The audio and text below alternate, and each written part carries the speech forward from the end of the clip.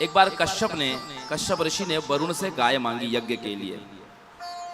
उस गाय के श्रीअंग से समस्त यज्ञ की सामग्रियां प्रकट हुई। वरुण की वो गाय थी और यज्ञ संपन्न होने पर भी उस गाय से इतना मोह हो गया था कश्यप को कि कश्यप जी ने वो गाय वरुण को लौटाई नहीं। बार बार वरुण ने मांगा तो भी नहीं दी।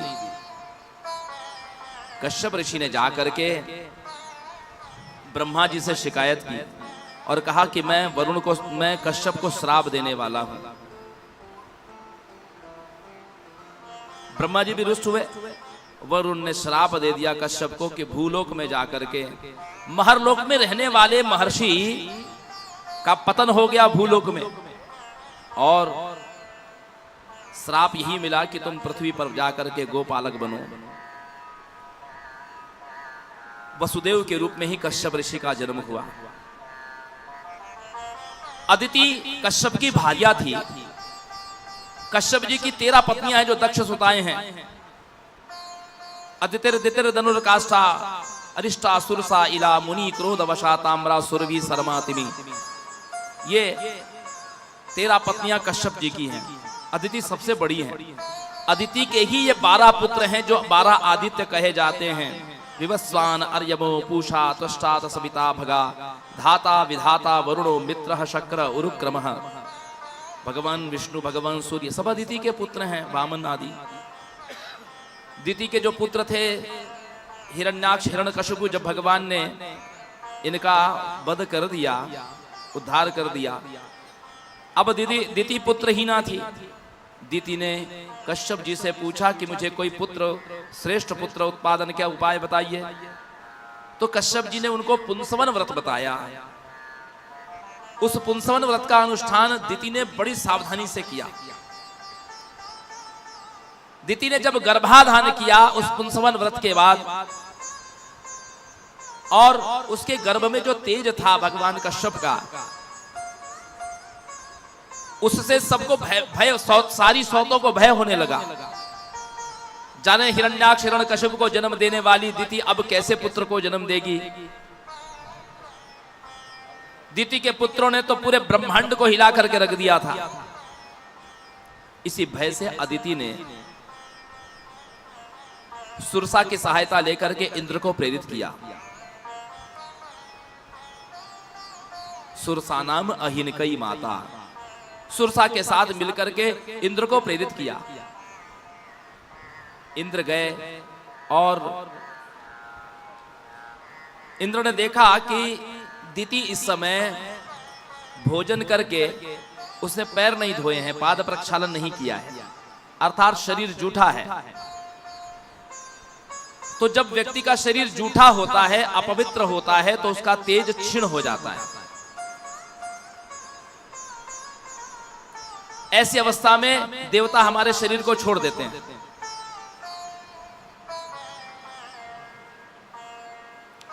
ब्राह्मण लोग जब शौच आदि के लिए जाते हैं तो अपने दाहिने कान पर जनेऊ को चढ़ा लेते हैं, क्योंकि ब्राह्मण के दाहिने कान पर ही सारे देवताओं का वास होता है।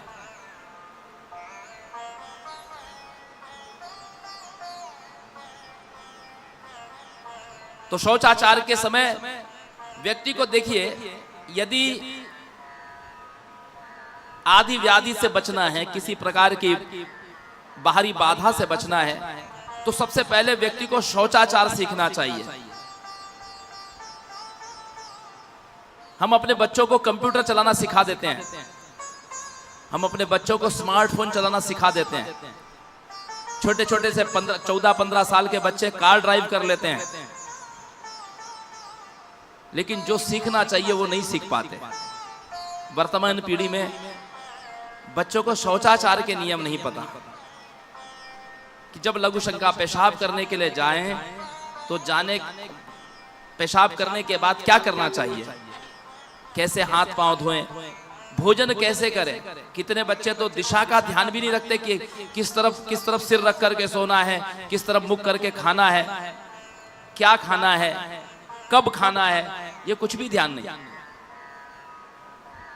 आज की पीढ़ी, अधिकतम पीढ़ी बीमार है। उसका कारण यह, सब लोग वीकेंड में ही बाहर भोजन करते हैं। कल संडे छुट्टी है, आज सैटरडे को पार्टी करेंगे, जबकि शनिवार को यदि आपको उत्तम स्वास्थ्य चाहिए तो शनिवार को केवल खिचड़ी खानी चाहिए। शनिवार को बाहर होटलिंग नहीं करना चाहिए, शनिवार को केवल खिचड़ी खाओ। उस दिन हमारी पेट की अग्नि मंद होती है और हम लोग उसी दिन गरिष्ठ खाते हैं। बच्चों को शौचाचार के नियम बताइए। बड़े बड़े लोगों से चूक होती है, जिसका परिणाम दीति के सामने आया। दीति ने जब भोजन करने के बाद हाथ पैर नहीं धोए तो इंद्र उसके उदर में प्रविष्ट हो गए। इंद्र ने पहले कहा दीति से, माता मैं आपकी चरण सेवा करना चाहता हूं। चरण सेवा करने के जब दीति को नींद आ गई तो भीतर प्रविष्ट हुए और जो गर्भस्थ पिंड था उसके 7 टुकड़े कर दिए। लेकिन वो पिंड भी रो रहे थे, 7 टुकड़े भी रो रहे थे। इंद्र ने कहा मां रुदर, रो मत। 7 के भी पुनः पुनः 7 टुकड़े किए, 49, लेकिन फिर भी वो जीवित रहे।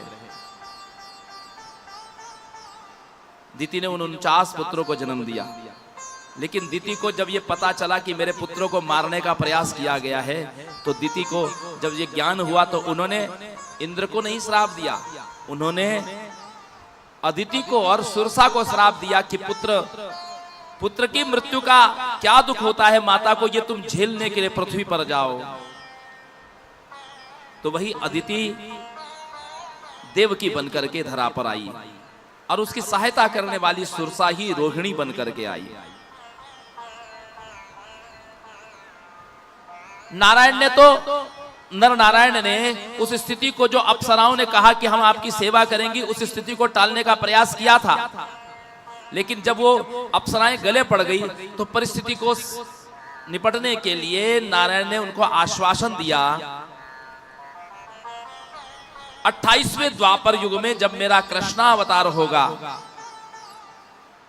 तब मैं तुम सबको अंगीकार करूंगा। याद रखिएगा, भगवान विष्णु को देवताओं ने पुकारा है। कौन से भगवान विष्णु को? क्षीर साई भगवान विष्णु को, कि पापियों का पाप भार बढ़ गया है। तो मथुरा की जो 14 वर्ष की लीला करने वाले हैं वो क्षीर निधि भगवान विष्णु हैं, क्योंकि वो संहार करने के लिए आए हैं। और वृंदावन गोकुल की जो 11 वर्ष 55 दिन की लीला है वो गोलोकवासी श्री कृष्ण की लीला है।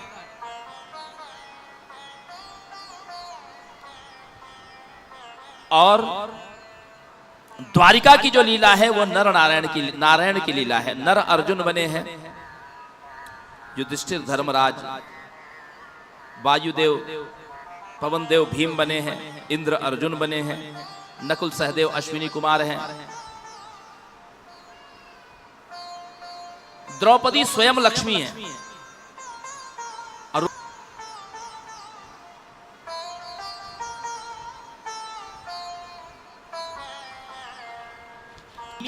द्वापर युग का अवतार है, द्वापर का अवतार है।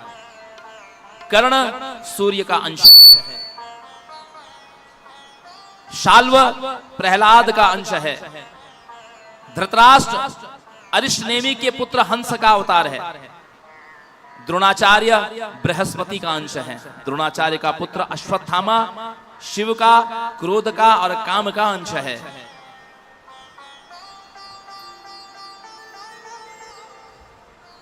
द्रुपद आदि, विराट आदि, ये सब मरुदगण हैं, ये मरुदगणों का अवतार है। सारे देवता उतरे हैं धरती पर द्वापर युग में।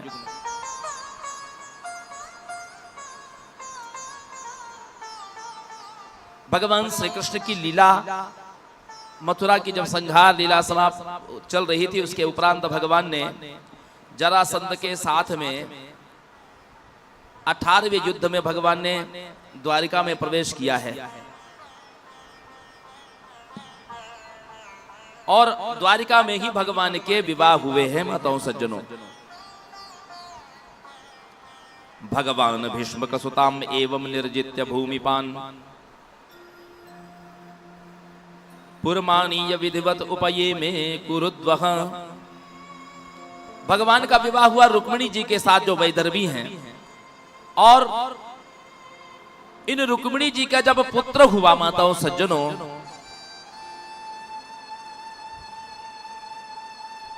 तो शंबरासुर नाम के एक दैत्य ने उन रुक्मिणी नंदन को प्रसूति का गृह में से हरण करके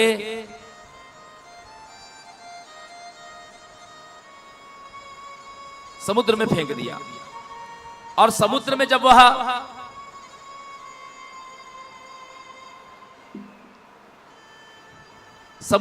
वह फेंक दिया गया तो मछली ने उसको निगल लिया।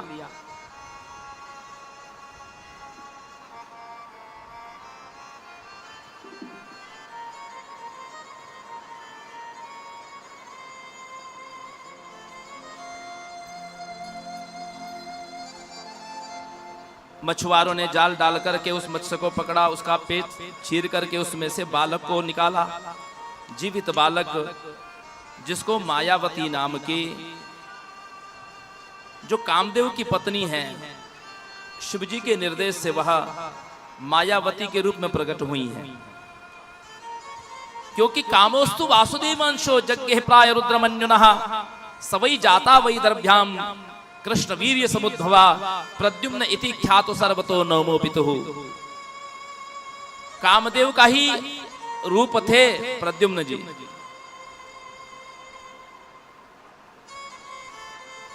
मायावती ने अपने पति को प्राप्त कर दिया, रति ने। कामदेव की पत्नी रति ही मायावती। रुक्मिणी जी ने जब अपने पुत्र को का अपहरण देखा तो रोने लगी। भगवान श्री कृष्ण को पुकारा। भगवान श्री कृष्ण उस समय द्वारिका में, विचार करिए कि द्वारिका नगरी चारों ओर समुद्र से घिरी हुई है, बीच में है, और भगवान श्री कृष्ण भी हैं, बलराम जी भी हैं, सब कोई है वहां पर, सात्यकी आदि ये सब भीषण भीषण योद्धा है, सब कोई वहां पर द्वारिका में उपस्थित है। फिर भी शंबरासुर ने अपहरण कर लिया और श्री कृष्ण को पता भी नहीं चला। भगवान श्री कृष्ण भगवती दुर्गा के मंदिर में, ये वही दुर्गा जी का मंदिर था जिसे वसुदेव जी ने वहां पर द्वारका में स्थापित किया था।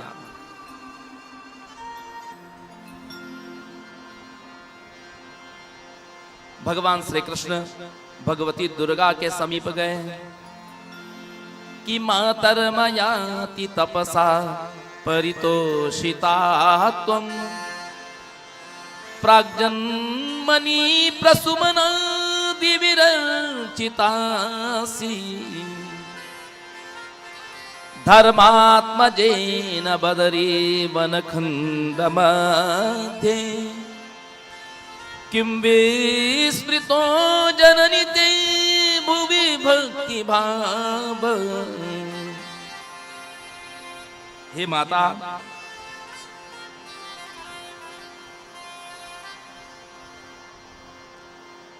मैंने पूर्व जन्म में नर नारायण रूप से आपकी बद्रिकाश्रम में अर्चना की थी, पूजा की थी, उपासना की थी। वो आप भूल गई।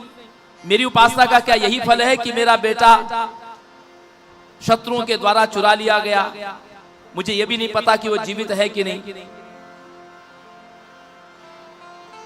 यज्ञं करोमि तव पुष्टिकरं व्रतं वा दैवं च पूजनमथं किल दुःखहात्वं मातः सुतोऽत्र जीवित दर्शयासु त्वं वै क्षमा सकल शोक विनाशनाय। यदि मेरा पुत्र मुझे जीवित मिल जाएगा तो मैं तुम्हारी प्रसन्नता के लिए यज्ञ करूंगा, तुम्हारा नवरात्रि व्रत करूंगा।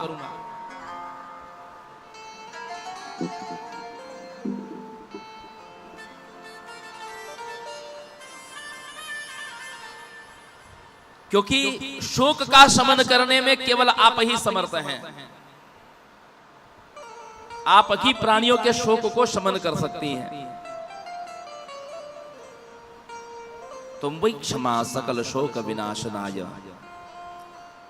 उसी समय देवी श्री कृष्ण के सामने चतुर्भुज रूप से प्रकट हुई और उन्होंने श्री कृष्ण को कहा कि आपका पुत्र जीवित है। उसको जहां पहुंचना था और जिस कार्य के लिए उसका जन्म हुआ है वो जब तक होगा नहीं, वो आपको नहीं, वो 16 वर्ष के बाद आपको प्राप्त होगा।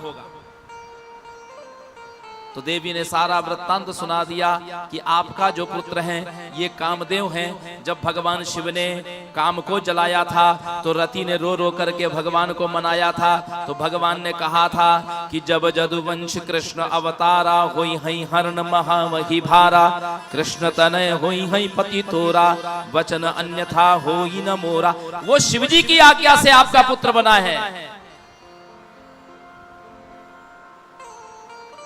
आपकी भी जो संतति है वो अपना प्रारब्ध लेकर के आई है। माताओं सज्जनों, आप अपने बच्चे के सुख दुख से अपने आप को जोड़ लेते हैं, आप दुखी होते हैं। हर व्यक्ति अपना अपना प्रारब्ध लेकर के आया है। ये जीवन कैसा है? गरुड़ पुराण कहता है जैसे पौसेरे पर अलग अलग दिशाओं से आकर के व्यक्ति खड़े होकर के पानी पीते हैं, थोड़ा हाल समाचार होता है, फिर सभी लोग अपने अपने मार्ग की ओर चले जाते हैं। ठीक जीवन भी ऐसा ही है। जीवन में हम लोग भी सब अपना अपना प्रारब्ध लेकर के इस जीवन में सबकी भेंट हुई है। और ये जीवन समाप्त होने के बाद सब अपनी अपनी यात्रा पर निकल जाएंगे। कोई पहले निकलेगा, कोई बाद में जाएगा, सब अपने अपने मार्ग में चले जाएंगे।